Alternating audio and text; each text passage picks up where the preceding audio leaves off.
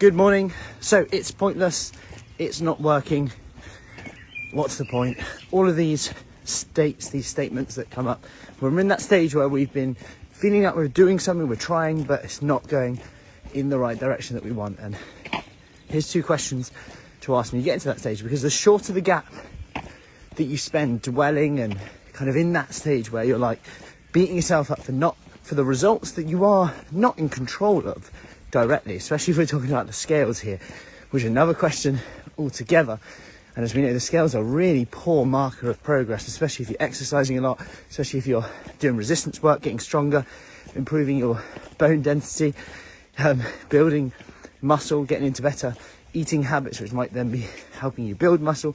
You throw on top, if you have a cycle as well, all of these things that are coming into that time of the month, and how different weeks should probably be compared to each other in a way where it's like week 1 versus week 1 of the next month, week 2 versus week 2 of the next month, week 3 versus week 3 of the next month, week 4 versus week 4 of the next month, rather than comparing week 1 of the cycle and week 3 or 4 of the cycle. They're going to be different and fluctuating. Anyway, that was a massive tangent, and I wasn't even planning on talking about that, but we'll go into those 2 questions. So number 1 is, what actually worked well during this time in what I did when I'm saying it's pointless?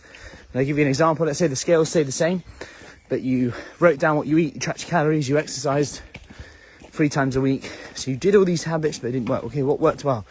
Well, I realised maybe I was eating more than I thought. The bites, licks and tastes came to my attention more. I've exercised more. I'm feeling healthier. Got more energy from doing it. I'm feeling that sense of achievement. My clothes are fitting a bit better, but the scales still aren't moving. We start to look at what worked well, because there's no worthless experience, if you like. There's no it's pointless.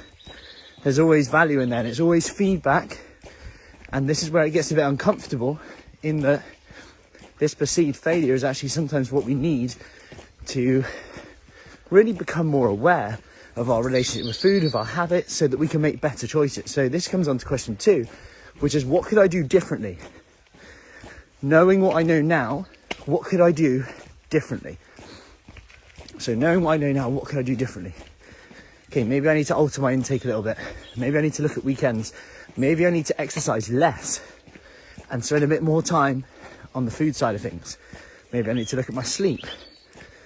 You know, we can talk about food choices all we want, but if we're really struggling to sleep and then we're hungry the next day, not managing to control our food intake, maybe that's an area we need to work on. So I hope that helps. Any questions, let me know. Next month we start our next 28-day kickstart for women in their 40s, 50s, 60s, 70s, even 80s who want to get in shape, get fit, without it being a full-time job or having to, you know, we can have a bit of fun in the process. So any questions, as always, let me know. If you found that helpful, let me know. If you go through those 2 questions, feel free to message me. Go through what kind of you feel or deem is pointless right now or isn't working, and we can work through it. Have a good day. Enjoy your Sunday. What an awesome day, by the way. Look at that for a sky. Anyway, I will see you later. Take care.